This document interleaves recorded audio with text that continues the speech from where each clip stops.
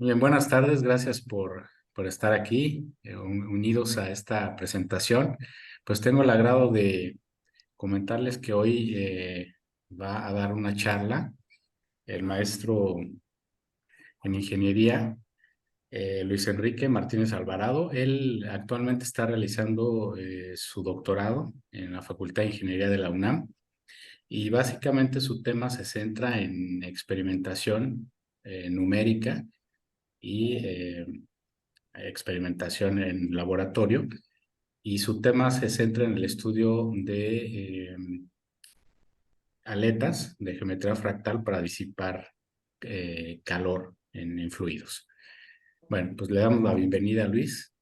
Adelante, Luis. Buenas tardes. Gracias, pero buenas tardes. Buenas tardes a todos. Bueno, como menciona el doctor Godínez, mi nombre es Luis Martínez. Soy alumno de séptimo semestre del doctorado en Ingeniería Mecánica en la Facultad de Ingeniería. Y el día de hoy les voy a platicar acerca del trabajo que he estado desarrollando, que hemos estado desarrollando el doctor Godínez y un servidor durante mi doctorado, el cual nombramos aspas de geometría fractal para infrafluidos, análisis numérico y experimental. Antes de entrar, digamos, en la parte gruesa de la exposición, entrar temas un poquito más técnicos, vamos a platicar un poco acerca de qué son los fractales, digamos, aplicaciones técnicas, el por qué los decimos estudiar nosotros, una aplicación de ingeniería, pero primero los vamos a discutir de manera un poco eh, más coloquial. Bueno, fractales. Los fractales son estas geometrías muy interesantes que podemos ver en cuestiones cotidianas de nuestra vida, no necesariamente cuestiones muy técnicas, ya que las encontramos en partes como el crecimiento de vegetales, como en el brócoli romanesco, en cómo se distribuye el agua en los ríos, en cómo se distribuyen los nutrientes a través de las hojas, y también muy importante en el caso de nuestro sistema circulatorio y nervioso, que tiene esa forma fractal, que ya veremos que es un fractal. E incluso algunos fluidos, bajo ciertas condiciones, se mueven de cierta forma, de ciertos patrones fractales durante desarrollan ciertas trayectorias, como en el caso de las nubes o en el caso de las olas. Pero, ¿cuál es la característica principal de un fractal? Bueno, su principal aspecto, el que es, digamos, el más fácil de identificar, es su característica de autosimilaridad. ¿Qué quiere decir esto? Quiere decir que su geometría, digamos, parte de una forma, pues una forma base, y esa forma se va repitiendo cada vez en partes, en escalas más y más y más pequeñas. De forma que si hiciéramos, digamos, una especie de zoom, siempre veríamos esa misma geometría, pero en formas cada vez más pequeñas. Como por ejemplo en el caso del propio romanesco que mencionamos hace un momento, que parte, digamos, de una forma como una especie de cónica, y esos conos se copian o se vuelven a distribuir a lo largo, digamos, de toda esa forma base que es el cono. Y también, por ejemplo, en el caso de los árboles, vemos que empieza de digamos, un tronco al cual le nacen dos ramas, y esas dos ramas le nacen otras dos ramas, otras dos ramas, otras dos ramas. Esa es la condición o característica de autosimilaridad, ese patrón de repetimiento. Ahora, fractal. El término fractal se acuñó en el año de 1975 por Mandelbrot, el cual se apoya de la raíz latina fractus, que significa fracturado. Esta es la primera definición o el primer uso de la palabra fractal. Posteriormente, en el año de 1982, el propio Mandelbrot da las dos definiciones más comunes para fractal, digamos, más comunes, más usuales, más conocidas. Una de ellas es la que mencionamos hace un momento, que es una geometría o un conjunto geométrico que parte de una forma base y que se repite a sí mismo a escalas cada vez más y más y más pequeñas. Y también es importante mencionar que en el año 1997, Beyan desarrolla o pone las bases para lo que sería su teoría constructal, la cual se inspira de elementos fractales de la naturaleza para desarrollar dispositivos de ingeniería.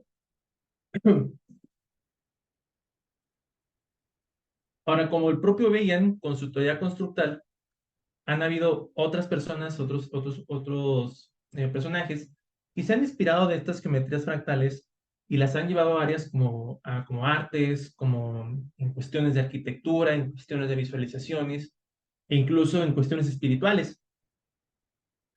Sin embargo, en nuestro caso, vamos a poner atención en aquellas aplicaciones que tienen que ver con el área de ingeniería, especialmente en la disipación de calor, como es el caso del fractal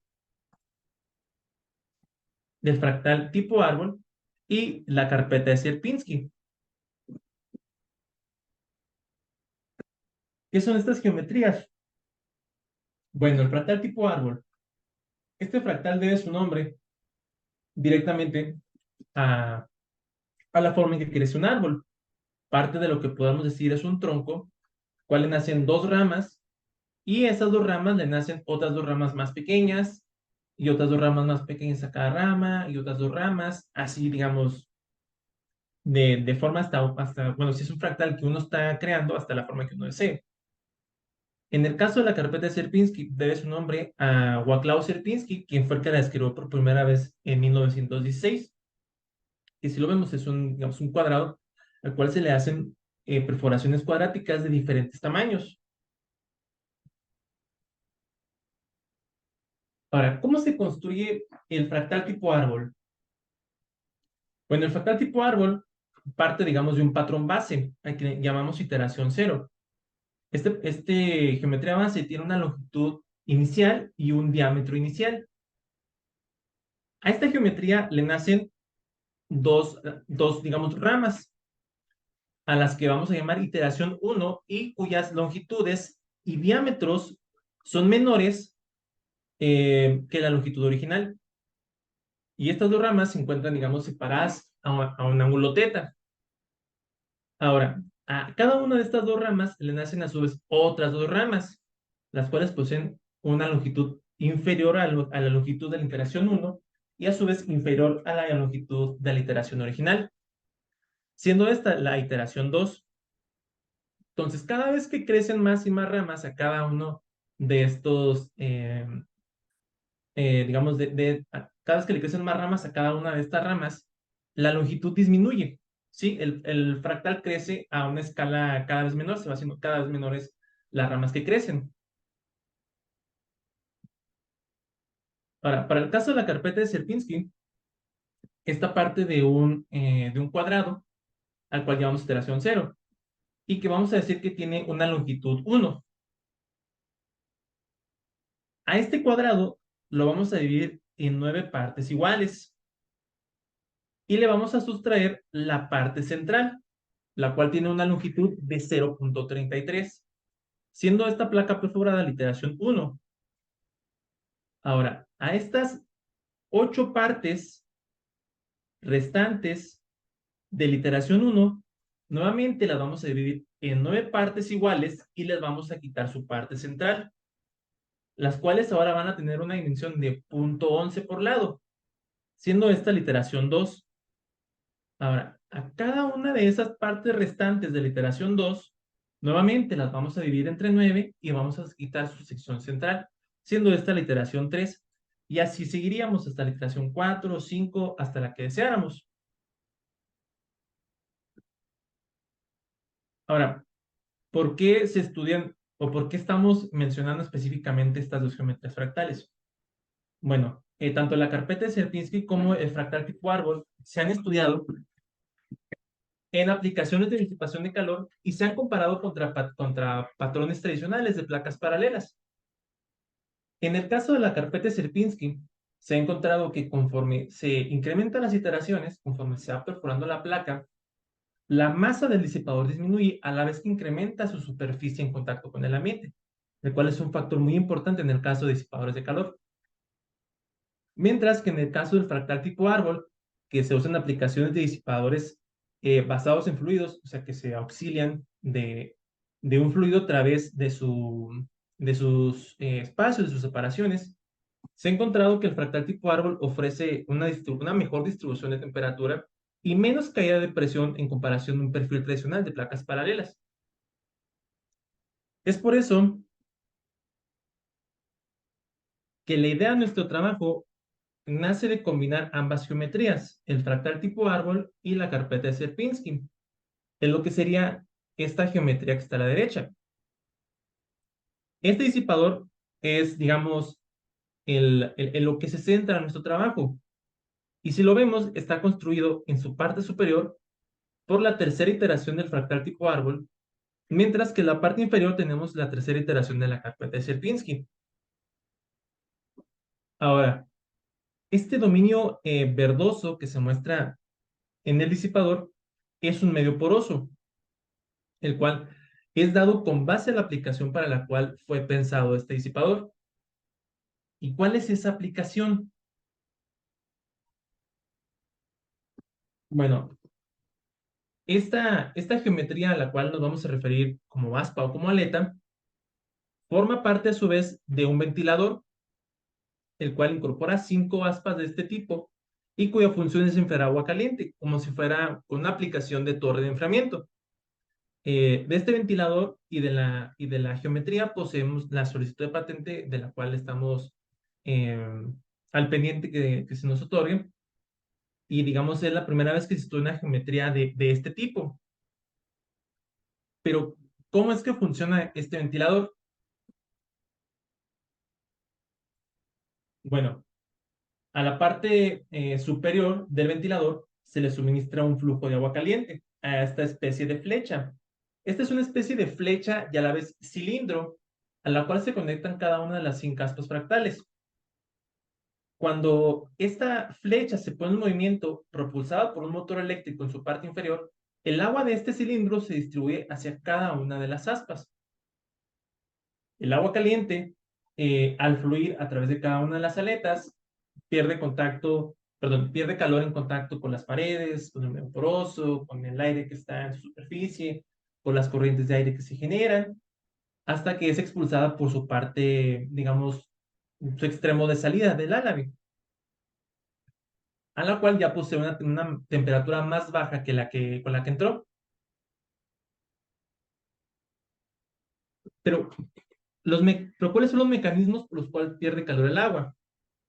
Bueno, el agua al entrar hacia la aleta se presenta un fenómeno de convección forzada, ¿sí? Donde el agua, debido a los efectos de fuerza centrífuga, se ve forzada a entrar en contacto con las paredes de la aleta y con el propio medio poroso.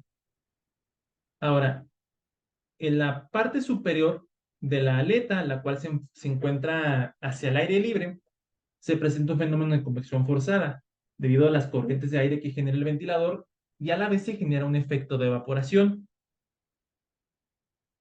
También las paredes de la aleta, al estar en contacto con las corrientes de aire que se generan por el ventilador, también pierden calor por convección forzada.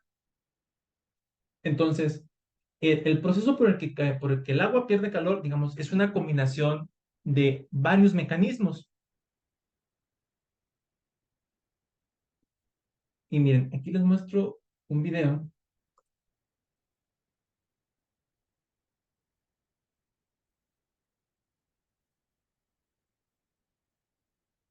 del funcionamiento del ventilador que les menciono. Como se puede ver, aquí están las 5 aspas fractales. Esto en color negro es la flecha a la cual se le llega el agua caliente que se distribuye hacia cada una de las aletas, como se ve aquí en el video, así que con esta manguera. Y en la parte inferior tenemos un motor, es con el cual le brindamos ese giro a la torre.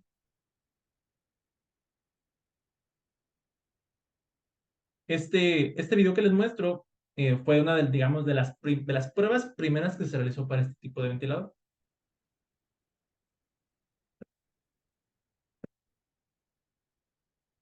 Entonces, como discutimos, todo el proceso de enfriamiento ocurre en la aleta. Y como también mencionamos, los procesos involucrados y relacionados por los cuales pierde calor el agua son bastantes y son muy, muy complejos de estudiar. Entonces, como es la primera vez que se estudia una geometría de este tipo, decidimos estudiar primero un caso base, en la cual separamos a la aleta del conjunto del ventilador y la estudiamos bajo bajo condiciones más sencillas. ¿Cuáles son esas condiciones? Bajo una posición fija, la aleta no va a estar girando. A la entrada se le va a suministrar un flujo de agua por gravedad, no va a ser propulsado por fuerza centrífuga. Y el fenómeno de pérdida de calor va a ser debido por convección natural. No van a haber corrientes de aire generadas de ningún tipo. Este trabajo, este análisis se llevó de dos partes. Se realizó en primera instancia la experimentación y con base a los resultados experimentales, o digamos en paralelo, se realizó la simulación numérica y los resultados fueron contrastados al final de ambas etapas.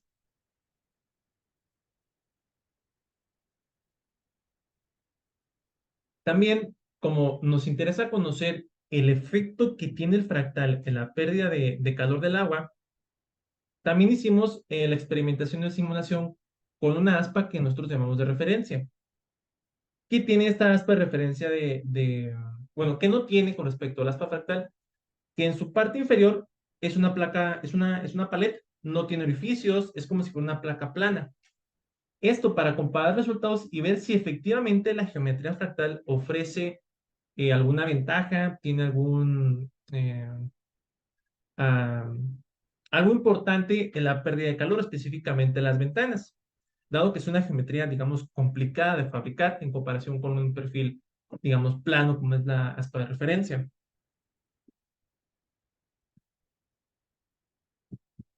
La experimentación se realizó de la siguiente manera. El aspa la fijamos en un soporte metálico, la colocamos en una posición fija, cuidando que estuviera, digamos, alejada de otro obstáculo que pudiera perturbar las corrientes de aire a su alrededor, a la cual a su entrada se le conectó una manguera que a su vez iba conectada a un recipiente que estaba a una altura más elevada con agua caliente. Aquí en este recipiente calentábamos el agua y la regulábamos y controlábamos su temperatura con un sensor tipo Arduino.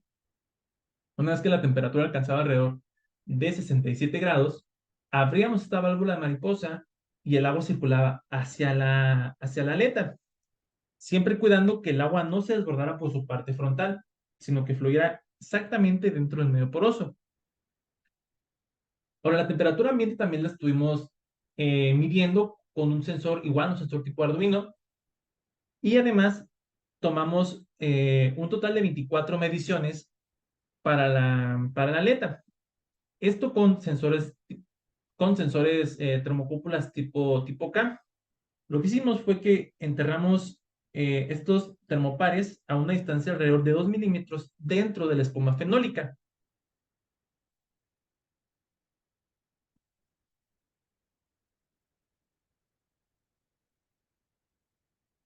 En estas posiciones. Dejamos un sensor en la entrada para conocer, para controlar también a qué temperatura entraba el agua hacia la aleta y distribuimos tres sensores en lo que es el fractal tipo árbol y en la parte inferior de la carpeta de Sierpinski distribuimos 20 posiciones, las cuales iban desde los extremos hacia el centro. A cada una de estas posiciones que iban, digamos, desde el extremo de la aleta hacia el centro, las llamamos configuración 1, configuración 2, configuración 3, configuración 4 y configuración 5. Esto lo hicimos con la intención de captar la temperatura en las cercanías de las ventanas pequeñas, de las ventanas medianas y de la ventana grande. Y también las mediciones se realizaron solamente en la mitad de la aleta, aprovechando su condición de simetría. Estas mismas mediciones se realizaron también para la aspa de referencia. De igual forma, se mantuvo un termómetro en la entrada para todas las configuraciones de termómetros. También los tres termómetros en el fractal tipo árbol se mantuvieron en la misma posición, mientras que los termómetros en la parte inferior fueron los que se estuvieron desplazando hacia el centro, desde el extremo hacia su parte central.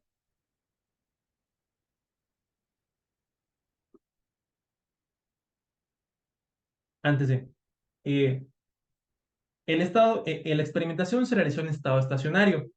Entonces, lo que hicimos fue que estuvimos tomando las temperaturas, digamos, primero la configuración 1 Y una vez que vimos que el transitorio o que la aleta y el medio poroso ya estaban, digamos, a una temperatura que no variaba mucho en el tiempo, fue cuando empezamos a tomar mediciones.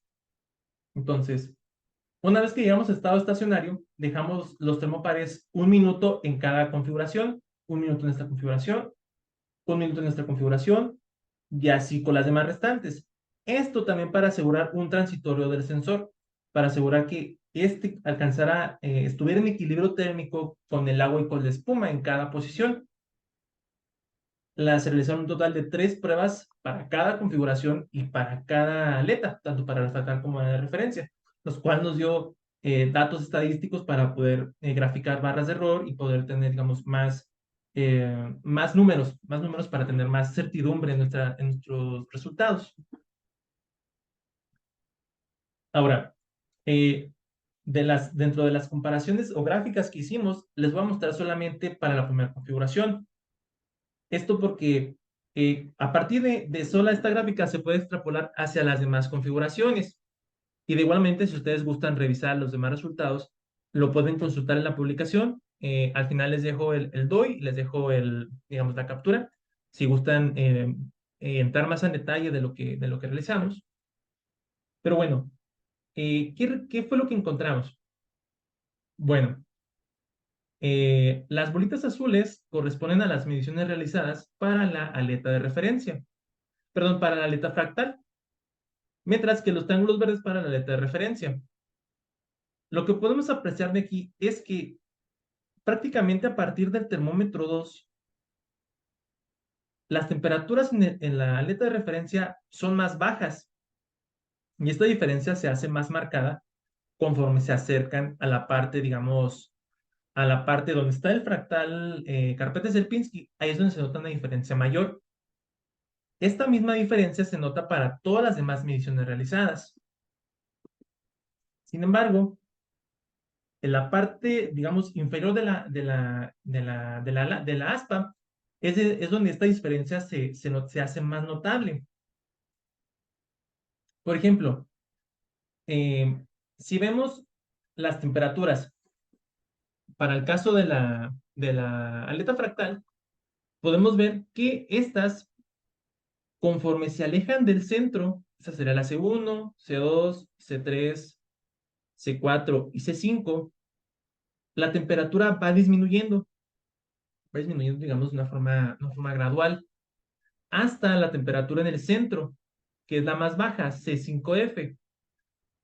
Eh, Esto creemos que es debido al efecto de las ventanas, debido a que la ventana, digamos, más grande, posee una mayor área por la cual se puede circular una mayor cantidad de aire, creemos que ayuda a que la temperatura en esa zona sea menor en comparación del caso de los extremos, donde coincide solamente con las ventanas pequeñas. Y un efecto parecido se puede apreciar en el caso de la aspa de referencia. Vemos que también las temperaturas tomadas aquí en los extremos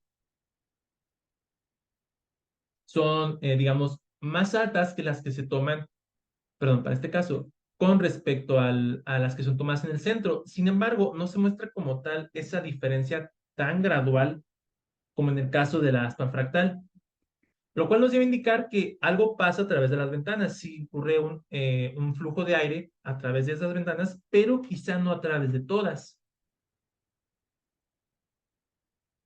Pero lo que cabe recalcar, digamos, de esta etapa de experimentación es que los resultados de esta parte indican que la aleta de referencia enfría más el agua que el aspa fractal. Y esto se puede ver principalmente a la diferencia de superficies libres. ¿Por qué de superficies libres? Porque es en esa zona donde el agua caliente entra en contacto con el aire y ocurre el fenómeno de evaporación. Entonces, mientras que el aspa de referencia tiene una superficie 25% más grande que el aspa de referencia, el aspa fractal, tiene una superficie 25% menor que el aspa de referencia, estamos quitando superficie por la cual ocurre evaporación, siendo esa la principal, una de las razones más importantes por la cual la aleta fractal no enfría tanto el agua como el aspa de referencia. Por lo que para este caso, para estas primeras pruebas, al parecer la geometría fractal no ofrece, digamos, una ventaja, de hecho no ofrece una ventaja respecto a un perfil más sencillo. Una vez que realizamos la experimentación, procedimos a realizar la simulación numérica. Para ello, modelamos un modelo para el caso de la aspa fractal, bueno, para las dos aspas. También en su parte interna consideramos este medio poroso, la espuma fenólica, y para considerar las condiciones del aire, modelamos también un volumen de control, el cual es endado con base a las dimensiones de la aleta, mientras que el ancho de este volumen de control es 7 veces el ancho de la aleta, mientras que el ancho del volumen de control es 3 veces perdón, el largo es 3 veces el largo de la aleta. Estas simulaciones las realizamos en ANSYS Fluent, en su versión 2020. El mallado nos costó alrededor de 16 millones de elementos y eso se realizó hasta que logramos la independencia de malla. O sea que los resultados de velocidad y temperatura ya no cambiaban desde un tamaño, digamos, más fino a uno un poquito más grande. ¿Cómo simulamos el flujo de agua a través del medio poroso? Bueno, como tenemos, digamos, un medio poroso cuyos poros son del orden de micrómetros, digamos, era muy complicado simular el tamaño del poro. Entonces, lo que hicimos fue que tomamos las ecuaciones promedio para medios porosos, la ecuación de conservación de masa, sus tres componentes de momento, y en cada una de las ecuaciones de momento añadimos este término de sumidero. Digamos que compensa el efecto, digamos, de oposición del flujo que ejerce el medio poroso, el cual es dado en términos principalmente de la permeabilidad del medio poroso. Para el caso de la energía, como es un estudio realizado en estado estacionario, consideramos que tanto el agua como el medio poroso alcanzaron el equilibrio térmico. Por lo tanto, solo consideramos una ecuación de energía para ambos medios, la cual es ponderada por sus propiedades, por sus conductividades térmicas y por la, digamos, porosidad de la espuma. Para el caso de la simulación del aire exterior que está en contacto con las aletas y con el medio poroso, igual consideramos sus ecuaciones de conservación de masa, sus tres componentes de momento y su ecuación de energía. Y siendo que este es un efecto de convección natural donde hay una diferencia los efectos de flotabilidad se deben a la diferencia de densidades en el aire debido a la temperatura, nos auxiliamos con la ecuación de gas ideal, la cual consideramos como que la densidad del aire es función de la temperatura.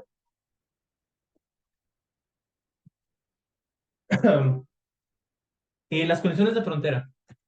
Bueno, consideramos que el agua entraba hacia el aspa a una velocidad de 6.25 milímetros sobre segundo. Esta velocidad la encontramos de forma experimental, nuevamente regulando la válvula mariposa, cuidando que el agua no se desbordara por la parte frontal de la espuma. Y también medimos que aquí el agua entraba a 60 grados, digamos que ese era nuestro objetivo durante la experimentación. Esa es la temperatura que deseamos que entre el agua aquí. Ahora, a la salida de la espuma tenemos condiciones de presión atmosférica, mientras que para las caras del volumen de aire, todas las caras, digamos, laterales e inferiores, las colocamos como tipo de entradas de presión, mientras que la cara superior, que es donde, digamos, sale el aire caliente, la consideramos también como una salida de presión, a presión atmosférica. Y bueno, como mencioné hace un momento, en este proceso de enfriamiento se tiene el efecto de evaporación. El efecto de evaporación es un proceso, digamos, conjugado entre transferencia de masa, transferencia de energía y transferencia de momento. Por lo que las ecuaciones se vuelven bastante enredadas y simularlo numéricamente es bastante costoso y hubiéramos necesitado un equipo más potente que con el que contamos en ese momento, que incluso que con el que contamos en la actualidad. Entonces lo que hicimos fue tomar la siguiente estrategia. ¿Qué fue lo que hicimos? Bueno, simulamos primero un caso en el cual únicamente consideramos el calor por convección natural, con las ecuaciones que les acabo de mostrar. A partir de eso, calculamos, bueno, más bien, bueno, sí, encontramos los H's convectivos en la superficie libre del medio poroso, que es donde el agua tiene un contacto con el aire. A partir de estos H's convectivos, lo que hicimos fue que aproximamos un polinomio de quinto grado para más o menos aproximar una superficie que pasara por todos los puntos. Esto porque eventualmente los íbamos a escribir en un código para llevarlo al software. Una vez que teníamos este polinomio de quinto grado, que es de este tipo para el aspa fractal, y estos son los valores de H, utilizamos la relación de Chilton-Colburn. Esta relación es muy interesante y es muy importante porque nos establece una relación entre los coeficientes de transferencia de calor convectivos y los coeficientes de transferencia de masa convectivos también. Entonces, bueno, conociendo estos H's convectivos, podríamos conocer estos H's másicos, de los cuales a su vez podríamos calcular cuánto se pierde por evaporación y cuánto calor se va por evaporación, que fue lo que hicimos. Para eso que calculamos ese polinomio de quinto grado. Sin embargo, esta relación, digamos, tiene una restricción muy importante. Es que es para flujos bajos en masa. Quiere decir que, digamos, la transferencia de agua en forma de vapor hacia el aire tenía que ser muy baja en comparación con el gasto de aire total que fluye a través de la aleta, que para nuestro caso se cumplía porque era del 0.2% digamos, la masa de agua que se evaporaba con respecto a todo el gasto másico de aire. Entonces, una vez que conocíamos cuánto calor se iba por convección y cuánto calor que se iba por evaporación, lo que hicimos fue que escribimos un código y lo colocamos como condición de frontera donde el agua en la simulación está en contacto con el aire. Para esta forma considerar ambos fenómenos.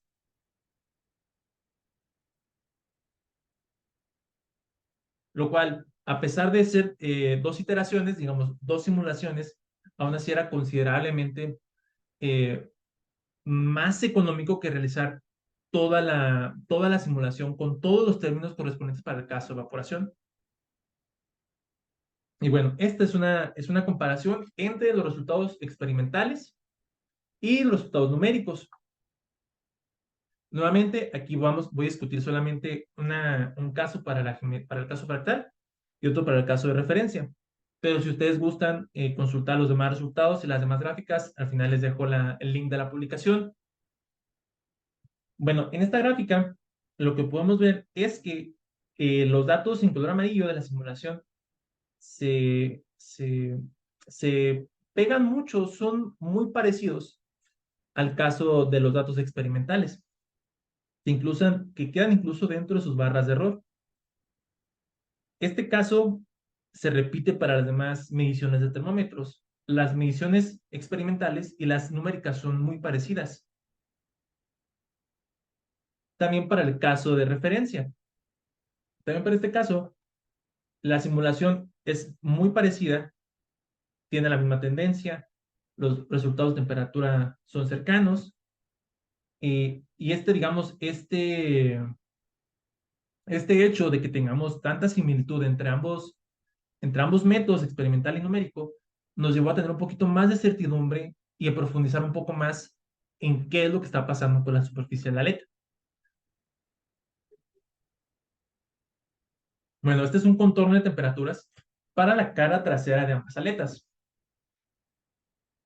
Aquí, digamos, lo que se puede ver así de forma más pronto es los perfiles de temperatura, en los contornos de su temperatura. Vemos cómo en el caso de referencia, estos contornos tienen una forma parabólica, una forma parabólica suave para toda la parte inferior, mientras que para el caso de la aspa fractal, estos perfiles parabólicos son, digamos, más planos y se reinician tras cada una de las ventanas. Incluso vemos cómo algunos son, digamos, absorbidos por el caso de la ventana central y las ventanas medianas. Y si tomamos, digamos, la temperatura promedio para cada una de las aspas, el aspa fractal es 2 grados más fría que el aspa de referencia. Y la pregunta es, por qué pasa esto? Si en el caso cuando tomamos las mediciones experimentales, el aspa de referencia, digamos, enfría más el agua, pero si comparamos las estructuras, la fractal es más fría. Entonces lo que hicimos fue que realizamos estas 3 líneas que coinciden con las ventanas medianas, con la parte central ventana central y sección media de la aleta, y de igual forma esta otra medición que coincide con las ventanas medianas. De igual forma para la aspa de referencia. Y dentro de esas, digamos, localizaciones, lo que hicimos fue que medimos los H's convectivos en esas zonas. ¿Qué fue lo que encontramos? Vimos que para la aspa de referencia, en los extremos de las aletas se tienen incrementos, bueno, no repentinos, sino que altos, se tienen valores altos de H para los 3 casos, pero eventualmente estos valores convergen a un mismo valor conforme se acercan más a las zonas medias de la aleta. En cambio, para la aleta fractal podemos ver cómo también presenta esos picos en los extremos de la aleta, pero también tiene picos en cada una de las ventanas, siendo, digamos, los picos más elevados aquellos que coinciden con las cercanías de la ventana más grande, de la ventana central, pero también tiene valores de H muy elevados en los valores en las zonas de las ventanas medianas.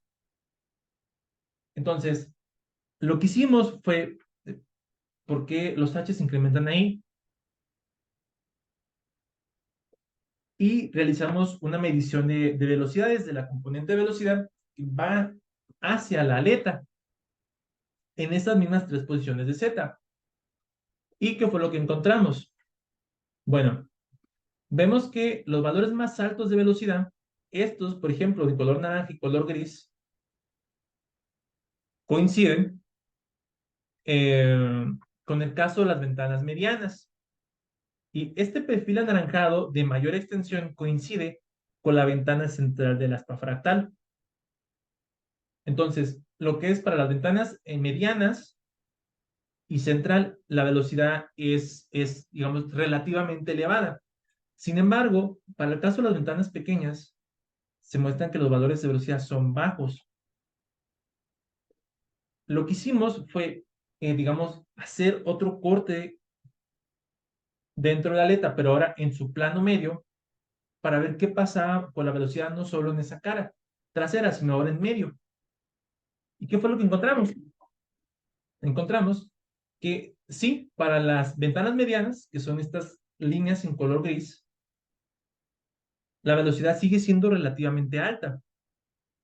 Para el caso de la ventana central, que es esta línea que tiene valores negativos y positivos, pasa un fenómeno muy interesante. Ahí ambas corrientes de aire, proveniente por la cara trasera y proveniente por la cara frontal, se mezclan en esa zona y ocurre una mayor circulación de aire, explicando por qué en los extremos de esas ventanas los H's convectivos son los más elevados para todos los casos. Sin embargo, también vemos que estos valores muy pequeños, muy cercanos a cero, son los que coinciden con las ventanas pequeñas de las aletas, de la aleta fractal. Eh, y esto puede ser debido a que el área por el cual circula el aire en esas ventanitas es muy pequeña, por lo que los efectos viscosos del aire, debido a las paredes de estas ventanitas, se vuelven dominantes frente al movimiento del aire, lo que causa que lo detenga y el aire se estanque en esa zona, por lo cual estas ventanas como tal, según estos resultados, no ofrecen una ventaja en cuanto a circulación de aire, no siendo así con las ventanas central y ventanas medianas. Entonces, de estos resultados que acabamos de mencionar, bueno, podemos recalcar que el aspa fractal es en promedio 1.5, aproximadamente 2 grados más fría que el aspa de referencia. Y esto se debe no solamente al caso de las ventanas, sino que el diseño fractal de estas aspas le añade un 23% más de superficie externa al aspa fractal en comparación del aspa de referencia, por lo que tiene más superficie para disipar calor. Además, las ventanas de Sierpinski, las ventanas de la carpeta, eh, digamos, las por las cuales efectivamente ocurre una circulación de aire son las ventanas central, más grande, y las medianas, mientras que por las ventanas pequeñas el aire al parecer se atasca y no ofrece una ventaja en cuanto a circulación de aire.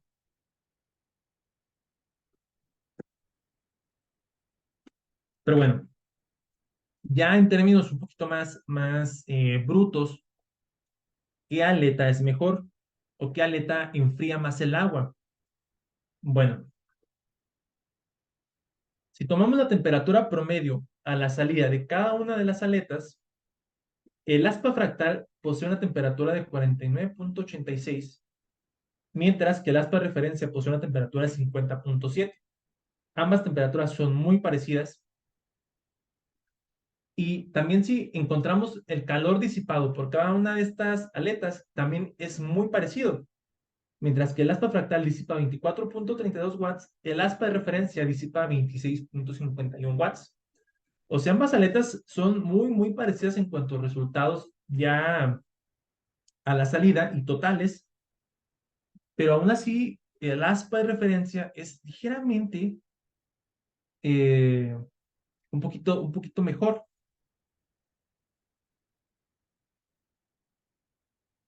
Bueno, esto debido, bueno, ya si profundizamos un poquito más en los mecanismos por los cuales se disipa calor, encontramos que el 55% es debido a evaporación para el caso del aspa fractal, lo cual es aproximadamente 13 watts, mientras que el 39% es debido a convección natural, que es alrededor de 9 watts. Ahora, para el caso de referencia, el 72% del calor total es debido a evaporación, o sea, disipado, que es aproximadamente 19 watts, mientras que el 18% es debido a convección natural, que es aproximadamente 4 watts. Entonces, mientras que el aspa de referencia disipa más calor por evaporación, el aspa fractal disipa más calor por convección natural. Entonces, ocurre un tipo de compensación entre el calor que se disipa, pero de diferente mecanismo. Mientras la evaporación es dominante en el caso de referencia, la convección natural es dominante en el caso fractal, lo cual es aproximadamente equivalente entre ambas aletas. Sin embargo, ya en términos eh, eh, brutos, el aspa de referencia pues es ligeramente más, enfría más el agua que el aspa fractal. Sin embargo, es importante mencionar que la forma y la aplicación para la cual fue diseñada el aspa fractal no es, digamos, para una posición fija y en la cual se le suministra calor hacia agua caliente hacia su entrada, sino que es bajo rotación, bajo diferentes ángulos de inclinación y a diferentes velocidades. Actualmente nos encontramos trabajando en esa parte y es donde realmente esperamos ver alguna ventaja que nos ofrezca el aspa fractal respecto a este perfil de referencia. Y pues si gustan consultar la publicación, aquí les dejo el DOI y les dejo el nombre y cualquier duda o comentario, pues estoy a su disposición.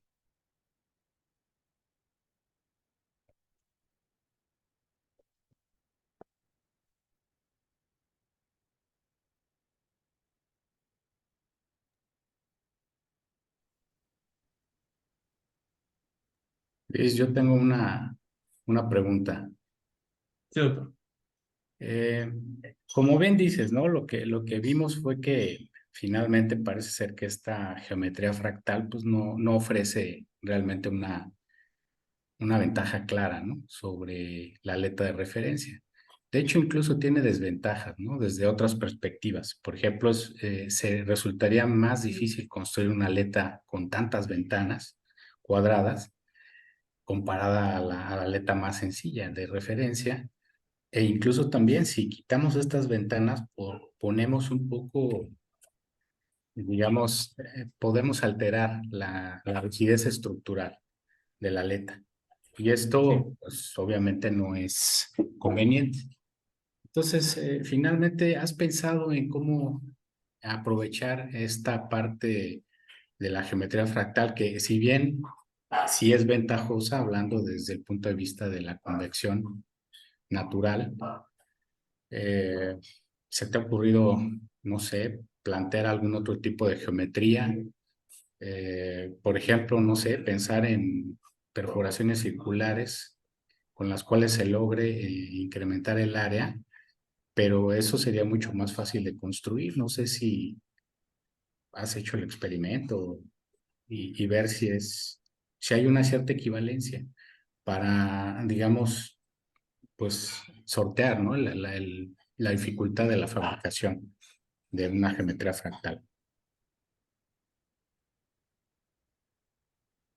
Gracias por la pregunta, Beto. Bueno, respecto a aprovechar las ventajas de la geometría fractal, bueno, definitivamente tendremos que sacarle jugo o aprovechar ese flujo que se presenta a través de las ventanas, que como vimos, en esta aplicación de convección natural, pues sí ocurre o tiene un efecto en el enfriamiento de la aleta. Entonces tendremos que sacarle provecho a esas ventanas, que también como usted menciona, pues al ser ventanas cuadradas, son difíciles de fabricar en comparación de una perforación, digamos, redonda y circular. Entonces, definitivamente, para sacarle ventaja, tenemos que tener una aplicación donde el aire incida a través de esas ventanas, definitivamente. Respecto a la forma, pues definitivamente tenemos que considerar eso, de, de que si se lleva a una aplicación, digamos, más allá de un laboratorio, puede ser costoso fabricarla, puede ser costoso su implementación. Y quizá una forma más sencilla, pues en cuanto a los agujeros, sí sería, digamos, algo atractivo, pero es algo que también tendremos que abordar, ¿no? No podríamos ahorita suponer que efectivamente formas circulares son mejores que formas cuadradas. Tenemos que hacer el ensayo y quizá experimentación. Pero por lo pronto, si queremos aprovechar esta geometría fractal, así con sus ventanas cuadradas, tenemos que tener una aplicación donde el aire circule sí o sí a través de sus agujeros. Muy bien, gracias, Luis. Y, ¿sabes? Se me ocurre, bueno, ya era algo que había pensado y creo que no te había comentado. Lo que podríamos hacer es en las paredes laterales de las ventanas cuadradas, Sí, pues poner algún tipo de suplir esa ventana sólida por algo que permita precisamente una malla, por ejemplo, que permita que circule el aire, aprovechar, digamos, estas corrientes convectivas y también ajá. tenemos evaporación por ahí. Entonces, En la ahí parte puede inferior, sí, que, ¿no? Platicando. no, la de abajo sería el soporte, ¿no? Esa está difícil porque pues por ahí igual le escurriría todo el líquido, pero las Ajá, laterales en las perforaciones, exactamente, quitar ok. esas paredes sólidas y suplirlas por unas paredes como de malla, donde pudiera haber precisamente evaporación y aprovechamos las corrientes de aire y entonces aprovecharíamos pues esa área que nos aportaría el proceso de enfriamiento por evaporación, adicionalmente a las virtudes que vimos de las corrientes del aire y la convección, ¿no? Mm. Podría ser. Claro, sí, sí, mientras más incremente la evaporación, eso sería bueno, sería lo mejor. Muy bien, Luis, gracias.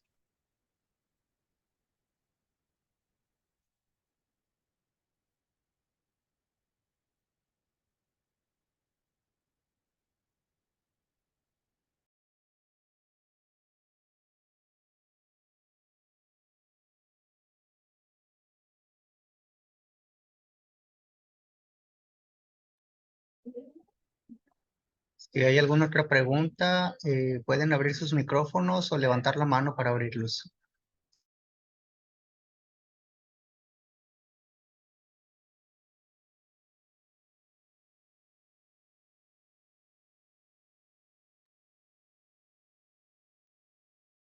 Pues yo creo que de momento no hay ninguna otra pregunta, Luis. No sé si quieras cerrar la plática. y pues terminamos la sesión por el momento. Sí, claro, por mi parte es todo, les agradezco mucho su atención y pues si tienen alguna duda, si les interesa el tema, pueden comunicarse con el doctor Francisco o conmigo y con gusto abordamos sus dudas si es que les sale alguna más adelante o les interesa el tema. Gracias.